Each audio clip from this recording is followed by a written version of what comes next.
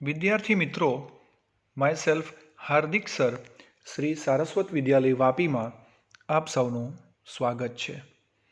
મિત્રો, આપણે વાતો કરી રહ્યા છે ધોરણ 12 જીવ વિજ્ઞાનમાં પ્રકરણ 9 અન્ન ઉન્નતીકરણ માટેની કાર્યનીતિ.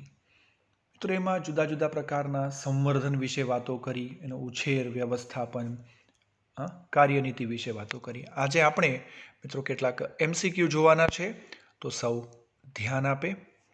હવે પ્રશ્ન છે, વારંવાર કીધું છે, જ્યારે MCQ સોલ્વ કરી ત્યારે પ્રશ્નને ખૂબ જ ધ્યાનથી વાંચવાનો છે, તો અહીં સૌ ધ્યાન આપે.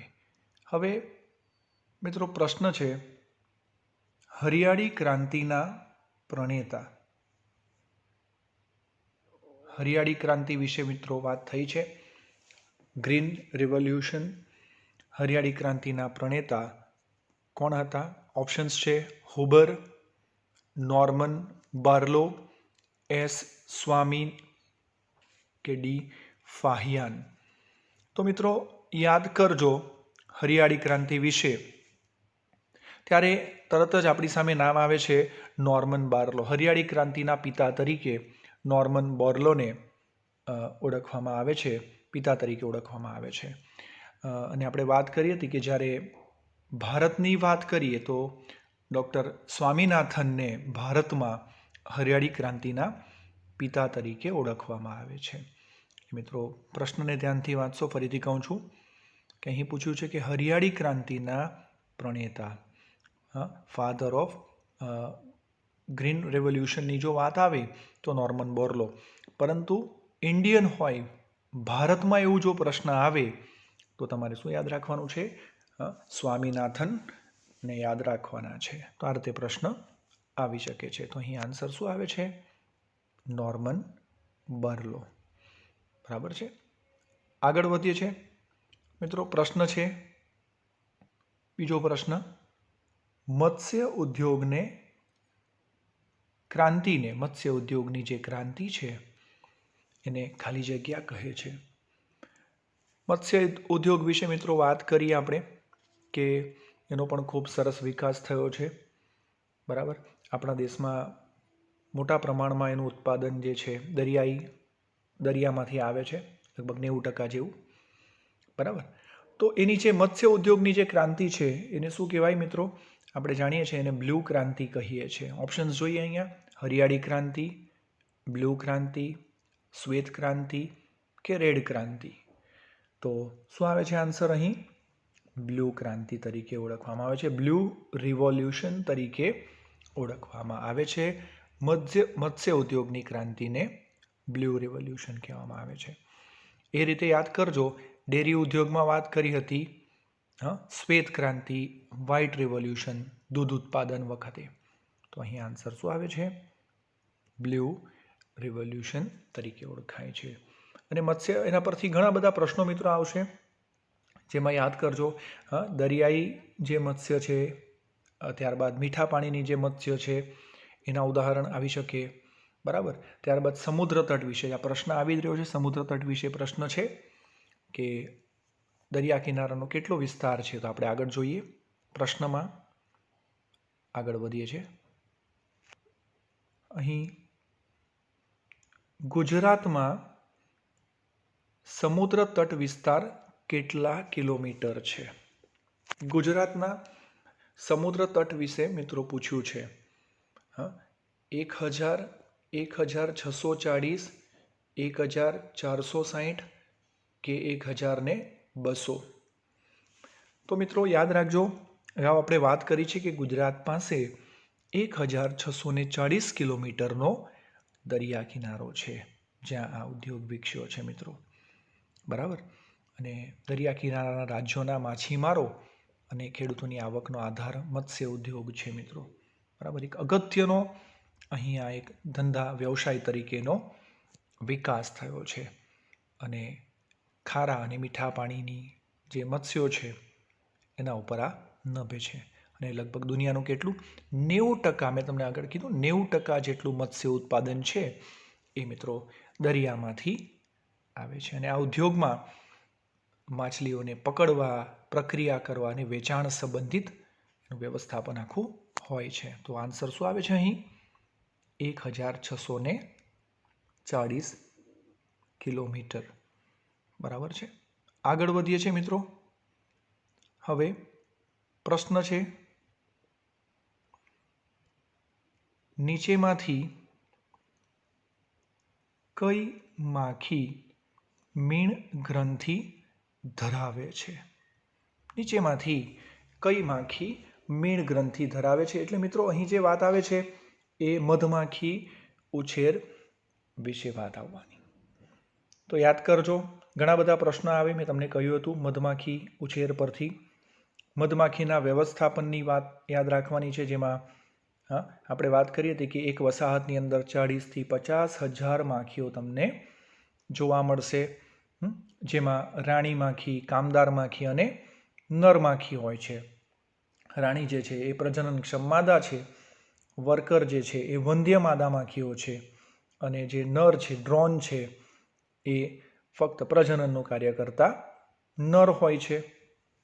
ત્યારબાદ મધમાખી પરથી આપણે વાત કરી હતી, એના મધમાખી વિજ્ઞાનના પિતા જે છે એ હુબેર, નામ યાદ રાખશો. તો જે પ્રશ્ન છે, માખી મીણ ગ્રંથિ, કઈ માખી જે છે એ મીણ ગ્રંથિ ધરાવે છે? બરાબર છે. તો જે આ કામદાર માખી છે મિત્રો, યાદ રાખજો, વર્કર જે છે એની લાંબી સૂંઢ હોય, મજબૂત પાંખ હોય અને તીવ્ર ડંખ હોય, એ મીણ ગ્રંથિ ધરાવે. અને એનું કદ જે છે ને એનું નાનું હોય મિત્રો, સૌથી નાનું હોય એનું કદ, યાદ રાખજો. એટલે આન્સર શું આવે છે અહીંયા? કામદાર માખી. તો કામદાર માખી જે છે એ મીણ ગ્રંથિ ધરાવે છે. ત્યારબાદ એના પરથી અન્ય પ્રશ્ન પણ આવે. તમને કીધું હતું મિત્રો કે જે મધમાખીનું જે મીણ છે, બરાબર, મીણ ગ્રંથિની વાત કરે, મીણ ગ્રંથિ એ સિવાય એના મધુરસનો જે છે, મધુરસનો સંગ્રહ માખીઓ ક્યાં કરે છે? તો જે મધુરસ જે છે એ જઠરમાં એને સ્ટોર રાખે છે, જઠરની અંદર, બરાબર, અને જઠરમાં સંગ્રહ કરે ફૂલોનો રસ ચૂસીને અને મધપુડામાં પાછો ઠાલવે છે, બરાબર.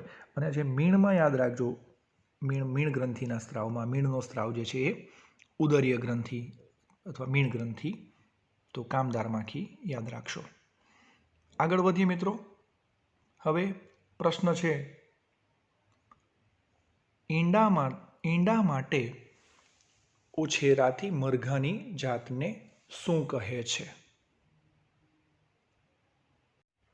એ લેયર, બી બ્રોઇલર, સી ડ્રોન કે આપેલ એક પણ નહીં. તો ઈંડા માટે જે ઉછેરવામાં આવે છે મિત્રો, આપણે વાત કરી છે, યાદ કરજો કે એ જાતનો માત્ર ઈંડાના પર્પઝ માટે, એગ્સ માટે, ઈંડા માટે ઉછેરવામાં આવે છે, જેને લેયર કહે છે. અને જેનો ઉછેર મિત્રો યાદ કરજો માત્ર માંસ માટે કરવામાં આવતો એ જાતોને બ્રોઇલર કહે છે, બરાબર છે. તો પ્રશ્ન બંને આવી શકે છે. અહીં પ્રશ્ન છે, ઈંડા માટે ઉછેરાતી મરઘાની જાતને શું કહે છે? તો આન્સર શું આવે છે મિત્રો? આન્સર આવે છે લેયર કહે છે. પરંતુ બીજો પ્રશ્ન આવી શકે કે માંસ માટે ઉછેરાતી જાતોને, મરઘાની જાતને શું કહે છે? તો એમાં આન્સર આવે બ્રોઇલર કહે છે, બરાબર. ઘણા બધા પ્રશ્નો મિત્રો પોલ્ટ્રી ફાર્મિંગ પરથી પણ આવી શકે. આપણે યાદ કરજો, એમાં ઈંડાનું ઉચ્ચ જૈવિક મૂલ્ય દર્શાવ્યું હતું કોણે? IVRI. ફરીથી યાદ કરાવી દઉં તમને, ઇમ્પિરિયલ વેટેનરી રિસર્ચ ઇન્સ્ટિટ્યૂટ, બરાબર. અને એમાં પણ ભારતની જાતો વિશે પણ પ્રશ્ન આવી શકે. દેશી વિદેશી જે જાતોના નામ છે એ પણ યાદ રાખજો, એના પરથી પણ પ્રશ્નો મિત્રો આવી શકે છે. હવે પ્રશ્ન છે મિત્રો, આગળ વધીએ. મુરાહ, જાફરાબાદી એ ખાલી જગ્યાની જાતો છે. આ જે મિત્રો જાતો શાની જાતો છે એવો પ્રશ્ન છે. મુરાહ છે, જાફરાબાદી, ગાય, ભેંસ, ઘોડા કે ખચ્ચર?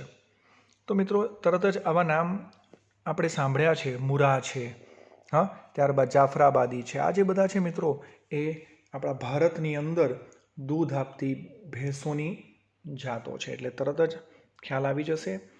આપણે નામ આવા સાંભળ્યા છે. ગાયોની, આના પરથી પ્રશ્ન બીજો આવી શકે, ગાયોની જાતો વિશે યાદ કરજો. એમાં ગીર ગાય છે, સાહીવાલ છે, રાતી સિંધી, એટલે આવા નામ પડે એટલે તરત જ ખ્યાલ આવે કે આ તો આ દૂધ આપતી ગાયોની જાતો છે. પરંતુ મુરા છે, જાફરાબાદી છે, નામ તરત જ ખ્યાલ આવે છે નામ પડતાની સાથે કે આ જે છે શાની વાત કરે છે, આ જાતો શાની છે, અહીં ભેંસની જાતો છે અહીં. બરાબર છે મિત્રો. હવે આગળ વધીએ મિત્રો. પ્રશ્ન છે, પેશી સંવર્ધન માટે એક ધારું કેટલું તાપમાન જરૂરી છે? એટલે મિત્રો અહીં ટિશ્યુ કલ્ચરની વાત આવે છે, પેશી સંવર્ધનની વાત આવે છે. તો યાદ કરજો, એમાં વાત કરી હતી કે વનસ્પતિના પેશી કોષો અંગોને ચોક્કસ સંવર્ધન માધ્યમમાં ઉછેર કરવાનો હતો, એની જાળવણી કરાવવાની હતી. અને એમાં વિવિધ પ્રક્રિયાઓ વિશે વાત કરી હતી આપણે, કેલસ સંવર્ધન, ભ્રૂણ સંવર્ધન, સસ્પેન્શન વગેરે. તો અહીં જે વાત કરે છે કે કેટલું તાપમાન મળવું જોઈએ, તો મિત્રો યાદ કરજો, પ્રયોગશાળામાં ઇન વિટ્રો, તો એમાં કઈ કઈ કાળજી રાખવાની હતી? પ્રયોગશાળામાં જે છે એ જંતુમુક્ત વાતાવરણ, ત્યારબાદ જે પસંદ કરેલ નિવેશ્ય છે એને યોગ્ય સંવર્ધન માધ્યમમાં રાખવાનું, ત્યારબાદ જે વપરાતા સાધનો જે છે એને આપણે પારજાંબલી કિરણો, યુવી લાઇટ વડે જંતુમુક્ત કરવા, બરાબર.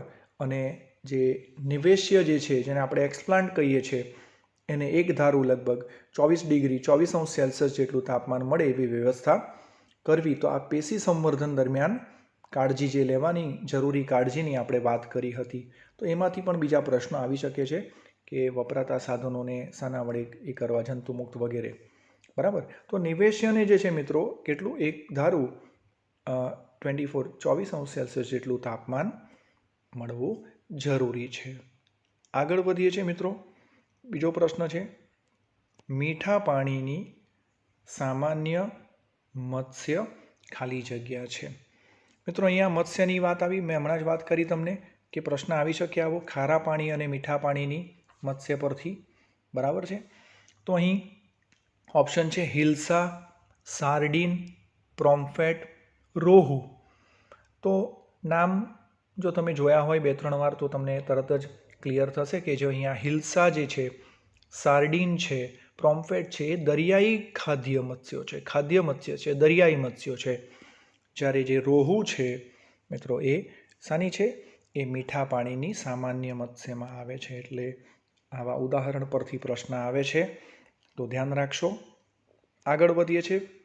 બીજો પ્રશ્ન છે, કઈ સંકર વનસ્પતિમાં લાયસિન અને ટ્રિપ્ટોફેનનું પ્રમાણ તેની હાલની જાત કરતાં બમણું નોંધાયું? મિત્રો આ લાયસિન અને ટ્રિપ્ટોફેનની વાત કરે છે. આ શાની વાત છે? આ બાયોફોર્ટિફિકેશનની વાત કરે છે મિત્રો. બાયોફોર્ટિફિકેશનની વાત છે, યાદ કરજો. એમાં મકાઈની સંકરિત જાતમાં હાલની મકાઈની જાત કરતાં એમાં લાયસિન અને ટ્રિપ્ટોફેનનું પ્રમાણ બમણું નોંધાયું છે. અને તમને ખ્યાલ છે કે બાયોફોર્ટિફિકેશનની અંદર IARIની વાત આવે છે, ઇન્ડિયન એગ્રીકલ્ચરલ રિસર્ચ ઇન્સ્ટિટ્યૂટ, જે ન્યૂ દિલ્હીમાં કાર્યરત છે. તો એ પણ એક પ્રશ્ન આવી શકે. ફૂલ ફોર્મ યાદ રાખજો IARIનું. અને બાયોફોર્ટિફિકેશનમાં કે સુધારો કરવાનો હતો સંવર્ધિત પાકોમાં વિપુલ જથ્થામાં, બરાબર, વિટામિન્સ અને ખનિજ તત્વો અને સ્વાસ્થ્યવર્ધક પ્રોટીનની માત્રામાં, એની ગુણવત્તામાં વધારો કરવાની વાત હતી. તો અહીંયા કઈ જાત આવે છે? તો અહીંયા આન્સર આવે છે મકાઈની અંદર, બરાબર. અને શાનું પ્રમાણ બમણું નોંધાયું? તો લાયસિન અને ટ્રિપ્ટોફેન. તો પ્રશ્નને અહીંથી ફેરવીને પણ પૂછી શકે છે મિત્રો. આગળ વધીએ છીએ. બીજો પ્રશ્ન છે, પેશી સંવર્ધનમાં કોષોના અવિભેદિત સમૂહને ખાલી જગ્યા કહે છે. ટિશ્યુ કલ્ચરની વાત આવી ફરીથી. પેશી સંવર્ધનમાં કોષોનો અવિભેદિત સમૂહ શું કહેવાય? કેલસ, સસ્પેન્શન, ભ્રૂણ કે આપેલ એક પણ નહીં. તો મિત્રો વ્યાખ્યા જ છે આ તો, કે જે કેલસ જે છે, કોષોનો અવિભેદિત સમૂહ જે સર્જાય છે એને શું કહે છે? એને કેલસ તરીકે ઓળખવામાં આવે છે, યાદ રાખજો, ટિશ્યુ કલ્ચરની અંદર. આગળ વધીએ છીએ મિત્રો. હવે પ્રશ્ન છે ફરીથી પેશી સંવર્ધનને લગતો છે, ટિશ્યુ કલ્ચરને. પેશી સંવર્ધનમાં સંવર્ધન માધ્યમમાં કયા વૃદ્ધિ પ્રેરક હોય છે? એટલે અહીં વૃદ્ધિ પ્રેરક અને માધ્યમની વાત આવી. આપણે જોયું ને કે ચોક્કસ માધ્યમમાં ઉછેર કરવાનો હોય, બરાબર, તો માધ્યમ તરીકે શું હોય? તો આપણે એવી વાત કરી હતી મિત્રો, યાદ કરજો. અગર અગર જેલ ઉપર કેલસની જાળવણી થાય એમાં વૃદ્ધિ પ્રેરક તરીકે માધ્યમમાં ઓક્ઝિન હોય, સાઇટોકાઇનિન હોય, બરાબર, અને એમાં કોષ વિભાજન થાય અને 2-3 અઠવાડિયાની અંદર કેલસની પ્રાપ્તિ થાય. 2 થી 3 અઠવાડિયાની અંદર તમને કેલસની પ્રાપ્તિ થાય છે. તો અહીં ઓપ્શન શું છે? ઓક્ઝિન છે, સાઇટોકાઇનિન છે, એ અને બી બંને, અને આપેલ એક પણ નહીં. તો અહીંયા બંને આવે છે મિત્રો, કે અગર અગર જેલ ઉપર વૃદ્ધિ પ્રેરકો જે છે ઓક્ઝિન અને સાઇટોકાઇનિનની હાજરીમાં પ્રક્રિયા થાય છે. એટલે આન્સર આવે છે અહીં એ અને બી બંને. આગળ પ્રશ્ન છે પેશી સંવર્ધનમાં સાધનોને જંતુમુક્ત કરવા ખાલી જગ્યા વપરાય છે. સાધનોને જંતુમુક્ત કરવાના છે, બરાબર છે. તો યુવી રેઝ એટલે કે અલ્ટ્રાવાયોલેટ, બરાબર, યુવી રેઝ પારજાંબલી પ્રકાશ, એક્સ રેઝ, ગામા રેઝ કે આપેલ તમામ. તો મિત્રો હમણાં જ આપણે વાત કરી કે પ્રશ્ન આવી શકે છે. તાપમાન વિશે પ્રશ્ન આવ્યો, 24°C તાપમાન નિવેશને મળવું જોઈએ. તો અહીંયા જે સાધનો છે પ્રક્રિયામાં વપરાતા એને જંતુમુક્ત કરવા માટે કયા વપરાય છે? તો યુવી રેઝ પારજાંબલી પ્રકાશ અહીં વપરાય છે. હવે આગળ વધીએ મિત્રો. પ્રશ્ન છે રંગસૂત્રની દ્રષ્ટિએ એકકીય માખી ખાલી જગ્યા છે. રંગસૂત્રની દ્રષ્ટિએ એકકીય માખી ખાલી જગ્યા છે. ઓપ્શન્સ છે ડ્રોન, કામદાર, રાણી કે આપેલ તમામ. મિત્રો આપણે મધમાખીનું વ્યવસ્થાપન જોયું, એમાં રંગસૂત્રની વાત કરીએ તો એમાં એની પાસે રંગસૂત્રો કુલ 32 રંગસૂત્રો હોય છે. એમાં રંગસૂત્રની જે વહેંચણી છે તો એનું રાણી જે છે મિત્રો એ દ્વિકીય હોય છે, 32 રંગસૂત્રો ધરાવે છે, બરાબર. જ્યારે કામદાર જે છે, કામદાર વંધ્ય મધમાખી છે, એ પણ કેવા છે? રંગસૂત્રની દ્રષ્ટિએ દ્વિકીય હોય છે, 2n છે, એ પણ 32 ધરાવે છે, બરાબર. પરંતુ જે નર જે છે મિત્રો, જે મધપુડાનો રાજા પણ જેને કહેવાય, નર જે છે, બરાબર, અને એ એકકીય હોય છે. એટલે એની પાસે રંગસૂત્ર કેટલા? એની પાસે 16 હશે, બરાબર છે. તો યાદ રાખજો મિત્રો. તો નર જે છે, નર જેને ડ્રોન કહીએ છીએ, નર એકકીય હોય છે. વર્કર જે છે, કામદાર જે છે એ દ્વિકીય છે. રાણી એ પણ દ્વિકીય છે, બરાબર છે મિત્રો. યાદ રાખજો, ઘણા બધા પ્રશ્નો આવી શકે. રાણી જે છે મિત્રો એ માત્ર પ્રજનનના કાર્ય સાથે સંકળાયેલ છે મિત્રો, રાણી, બરાબર. એનો એ મીણનું ઉત્પન્ન કરવું કે મધ ઉત્પાદન કે મધના એના નિર્માણ સાથે એને કોઈ લેવા દેવા હોતી નથી. તો એના પરથી પણ પ્રશ્ન મિત્રો આવી શકે, યાદ રાખશો. ને કામદાર જે છે, વર્કર, એનું કાર્ય વધુ હોય છે, અગત્યનું કાર્ય છે. કદ એનું સૌથી નાનું હોય છે, યાદ રાખજો, બરાબર. તો રાણી અને કામદાર જે છે એ રંગસૂત્રની દ્રષ્ટિએ 2n એટલે કે દ્વિકીય હશે. જ્યારે ડ્રોન જે છે એ એકકીય છે. અને મેં તમને અગાઉ પણ વાત કરી હતી, યાદ કરજો, કે એ જે નર માખી છે, ડ્રોન જે છે એ પ્રજનન કરી શકે છે. તો એમાં રાણી માખી સાથે પ્રજનન કર્યા બાદ એનું મૃત્યુ થાય છે, બરાબર. તો અહીંયા આન્સર જે છે શું આવે છે? રંગસૂત્રની દ્રષ્ટિએ એકકીય જે છે એ ડ્રોન છે. આન્સર શું આવે છે અહીં? ડ્રોન આવે છે. ત્યારબાદ આગળ વધીએ. પ્રશ્ન છે માંસ માટે ઉછેરાતી મરઘાની જાતોને શું કહે છે?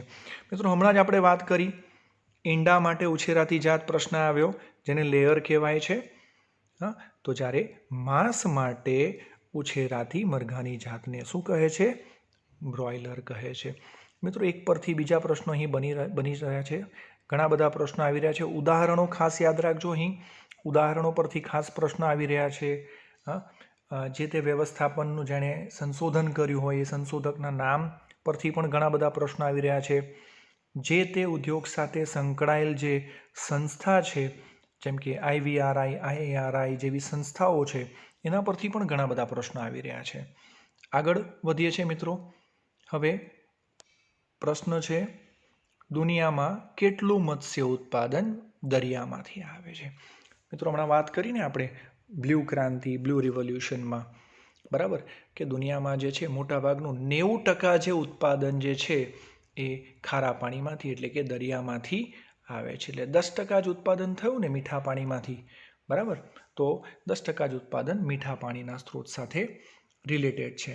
એટલે દુનિયાની વાત છે મિત્રો, આપણા દેશની વાત નથી કરી. દુનિયામાં કેટલું મત્સ્ય ઉત્પાદન દરિયામાંથી આવે છે?